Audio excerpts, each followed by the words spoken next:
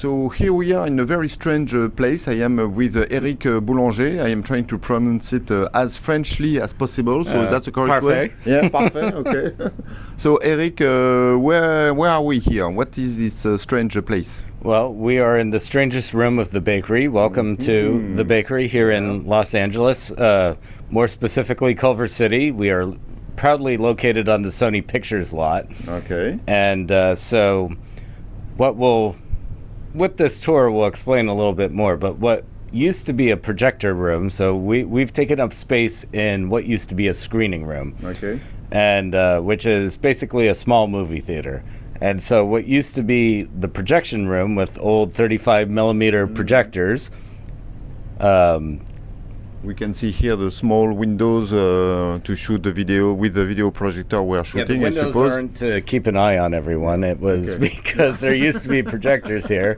But we've turned the projector room into a vinyl cutting room, which is very fun. Mm-hmm. And in fact, if you want to see...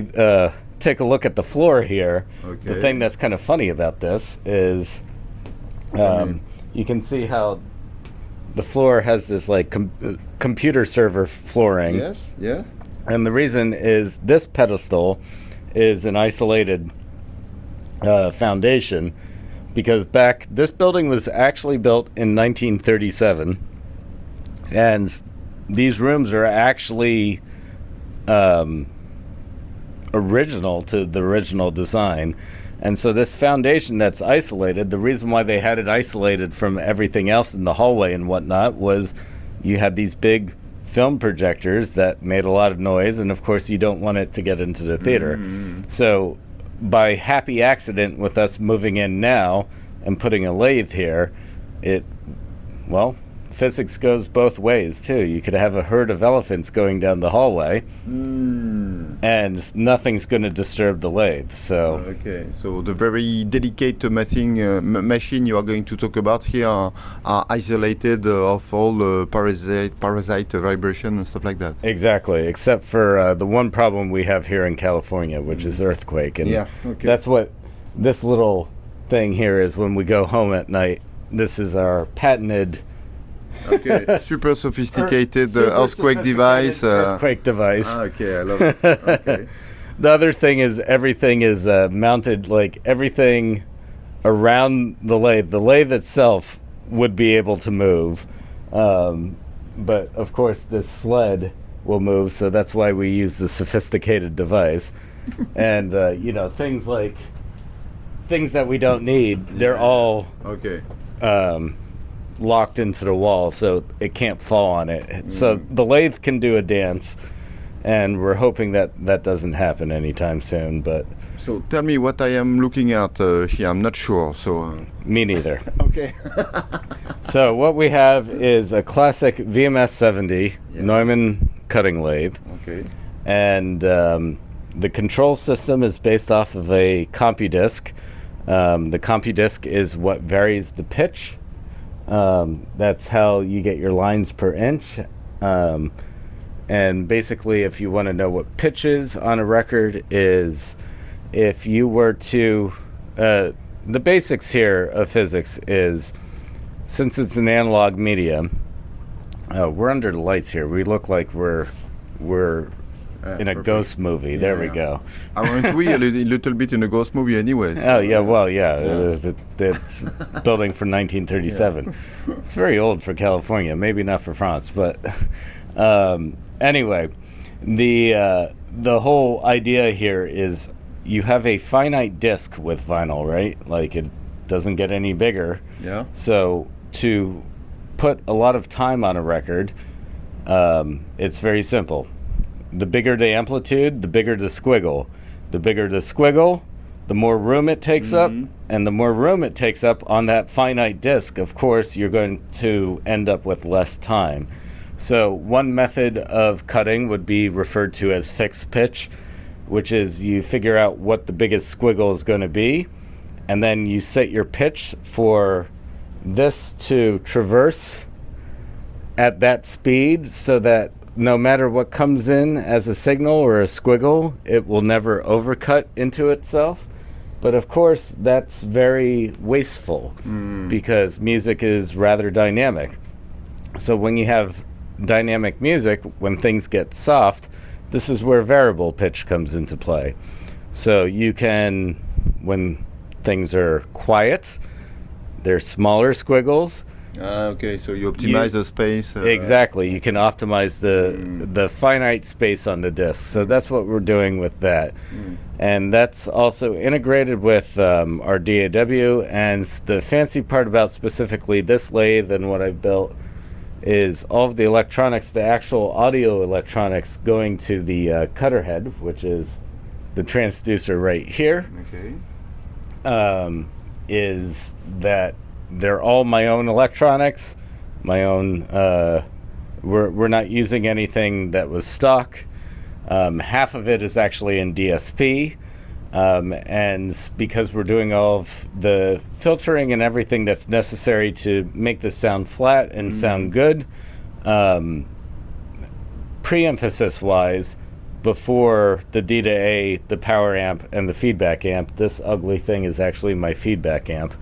The power of that is the stability of the transducer, because there's a feedback loop here, is very strong. So instead of a Neumann system that uses like a 75 watt amplifier, we're using a 1200 watt. And that doesn't mean it cuts louder. That means that you can cut with way more precision.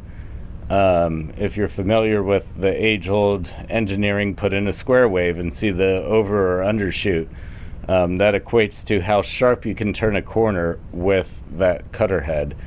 And there's a lot involved with that, but the fact of the matter is electronically this is under so much stiffer control than the original system, so we get away with a lot more murder with especially modern music, which never saw the light of day with vinyl. Yeah.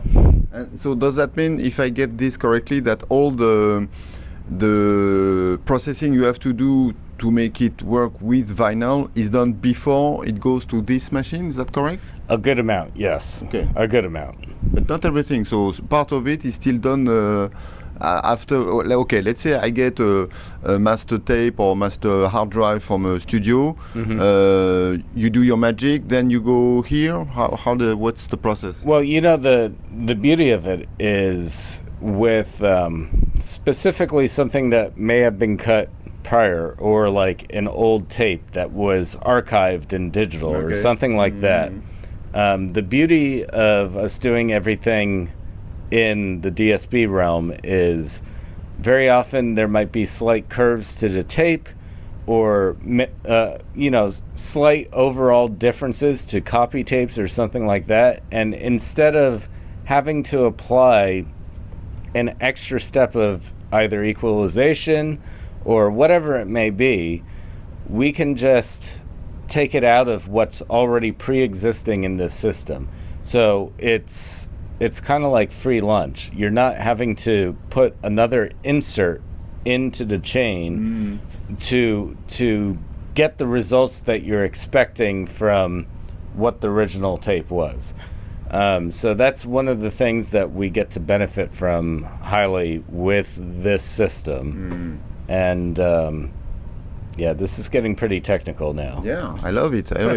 So once let me flip the camera. Is it going to flip?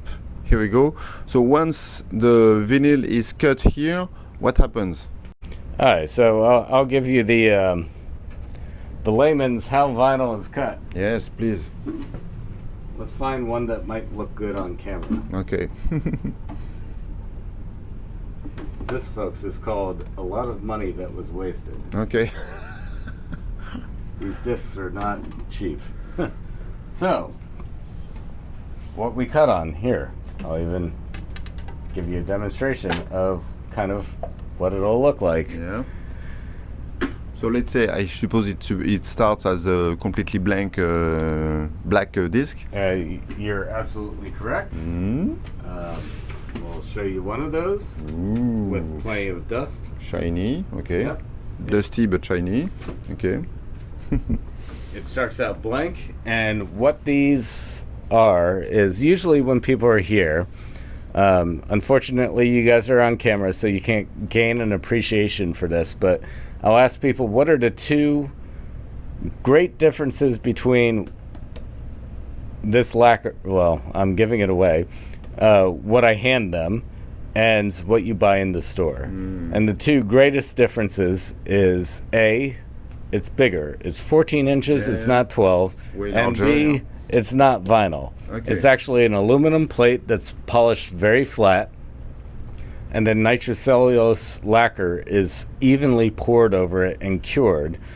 And that's a fancy term of saying purple nail polish. And if you don't believe me, we can look over here.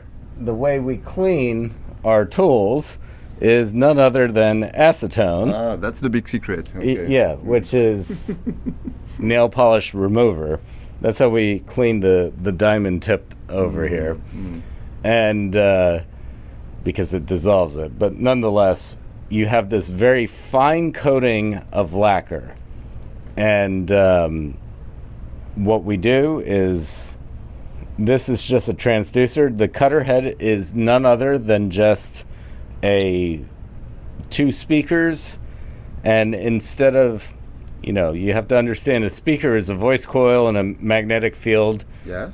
You glue the voice coil to a paper cone to move air. Yeah. And that's how you hear things, just like in guitar land and amps. So for the transducer here, the cutting head, the only difference is you have the same voice coil and a magnetic field. And instead of gluing it to a paper cone to move air, you glue it to a little stick that's connected to this fairly finely polished diamond rock there. I hope the camera can see it. You can see how it comes to a tip. Yes, I see it, yes. And that moves that little tip around on this very fine surface. And as this is rotating and we're cutting into it, that tip is removing the material analogously to how it's moving. And there's a vacuum system that takes off the refuse, like what you're cutting into. The stuff has to go somewhere. And we end up with something that would look like this. So this will look like this. This is a full side of some sort. You can see where 12 inches starts and where the end ends. The process after we cut that now is it goes in for electroplating. Electroplating is the process through electrolysis to make a mold of where should I stand here? I don't know, just I need to yep. Exactly. Perfect. So through electrolysis you take this. Now you can play this, mind you. Okay. We cut into it, you can drop a needle, it will play. So it's a positive. So then we send this for electrolysis, and through electrolysis, metal starts building up. Remember how I said it was an aluminum plate on the inside? Well, they scratch out the middle and they connect an anode to that. That's how it electrostatically attracts the metal as it's building up in this bath. Of course, that's the simple way of saying things, but basically what you get is now this mold that you take off, and then you get this. And this, folks, is what would be called a stamper. I'm skipping a few steps here, but the main thing is this metal, if you can even see maybe on camera, the writing on the inside, you can see how it's backwards. Okay. Because, of course, this is now a negative. Yeah. This is a mold of what we just cut. And so the grooves, instead of going in where a needle can track, the grooves are now coming out. And you can put one in for side A, one in for side B. Hot vinyl with two labels go in, smush, bang. And that's what you buy in stores. Okay, excellent. That's the process. Excellent. So now we know all of the magic that is happening to build vinyl. And the technology or the system you use, except that you have a fully custom system, is the same way it was cut. It's identical. Yeah. Absolutely identical. There's nothing different about what ends up getting cut. It's just, what we've refined has been using a little bit of modern technology to get that cut a little bit more accurate. And also with the control systems, we're able to do that all programmed, as opposed to, it used to be very manual. You'd be cutting from tape, and every single aspect of that record was kind of like a performance where you had to hit every button necessary to optimize that space and cut that record and make sure it's good. This system, because of how automated we've made it digitally, I mean, I could have a client come in here and press start and it'll do it. Okay. So a little bit different in that sense, but the actual mechanics and the physics behind what you're playing, identical. And does that mean that because you are doing that you are a vinyl snob? Yes. Yes? Yes. Okay. Yeah. So there is a sound superiority to vinyl compared to CDs? Well, I'd rather just be called a snob in general, but okay. The main point is between all formats, artistically, there should be no difference. But our job as engineers, every format comes with its own intrinsic set of complications. So for better or for worse, you try to make everything sound as good as it can on that format, and that might pan out for one project on one format and not another.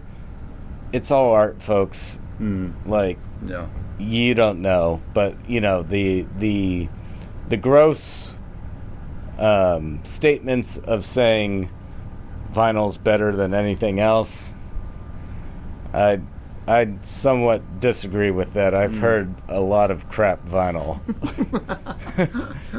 And is there some music which are easier to cut than other on vinyl? For sure. Specifically, I mean, first of all, the thing that's easiest to cut is when you're not given something where you have to realize expectation too.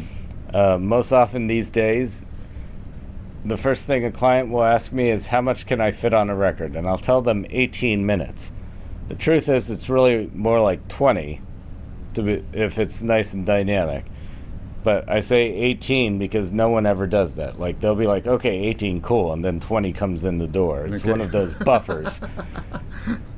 But then nowadays it's like, they're like, okay, cool, and then they come in with the 26-minute side. Like, that does not fit. Like, you have to degrade too much to make it work. Way too much. Well, just to make it fit. That's the only thing you're trying to do. And so you have many situations where it's just the circumstance which is dictating all of this, whether or not it's the better material for the format or not. So, I mean, unequivocally with vinyl, the better material for the format is if it's less long. Okay, that's it. That's the shorter the better, because you can keep it on the outside. You have to realize as it goes to the inside of the disc, it's a circle. So your diameter is getting smaller and smaller and smaller while your rotational speed is staying constant. So what's happening from the point of view of the stylus, it's seeing less and less material pass by as it's going to that inner edge. That's what's causing all of that distortion. There's also angular distortion because if you haven't noticed with this lathe, one thing that's very different about the lathe than a turntable is when it's cutting, it just goes linearly across, right? Versus to arm, turntable. Well, I don't have a head on this, but obviously a tone arm goes from one spot to another with angular. So there's a bit of distortion that's involved with that as well.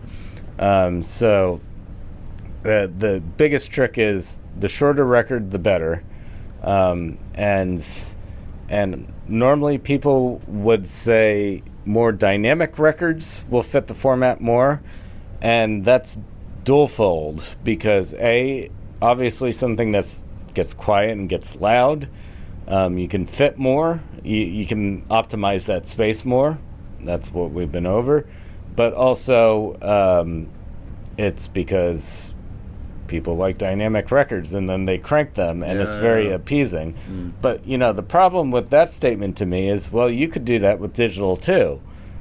You could make a very dynamic digital, but there's something about the effort that it takes to go and buy that record from the store, and you get it and you put it on your record player, probably with loudspeakers, and you crank the volume and you sit down on your couch. Yeah, like, the listening experience is completely different. It's a forced experience. It's putting you into a listening mode.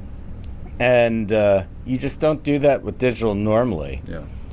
You're going jogging while you're listening to your new song, versus you can't do that with vinyl. That's not easy. I never saw someone running. Never see someone running with a vinyl. And it's like, for whatever reason, with people with like digital recordings, even if they're high resolution and dynamic, it's like, you guys do know you have a volume knob. Like, if you want to blast it, crank that. Like, you've paid for it. Do it. It's great. Eric, thank you very much for all those great explanations. I learned a lot on what is actually a vinyl. It's the very first time I was able to get in there. So thank you very much. It's just a guitar amp. Yeah, well, okay. 2 in 1. Excellent. Thank you very much, Eric. Thank you. For the price of a magazine, subscribe to The Guitar Channel to access the full videos.